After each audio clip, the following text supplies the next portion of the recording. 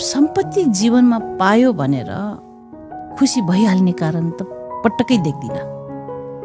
पैसा वरदानको रूपमा पनि आइन्छ, आशीर्वादको रूपमा पनि आइन्छ, जसले गर्दाखेरि आफ्नो मात्र कल्याण नभइकन अन्य धेरैको सेवा गर्ने, कल्याण गर्ने त्यो एउटा उपयोगी पात्र बन्छ या त्यो के भन्छ उपकरण बन्छ।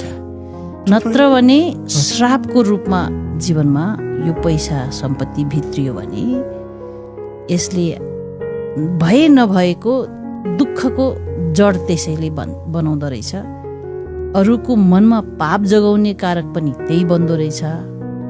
चाहे त्यो आफ्नो आफन्तै किन नहोस्, आफूलाई माया गर्छु भन्ने मान्छे किन नहोस्, जब आफ्नो जिन्दगीमा त्यो धन सम्पत्ति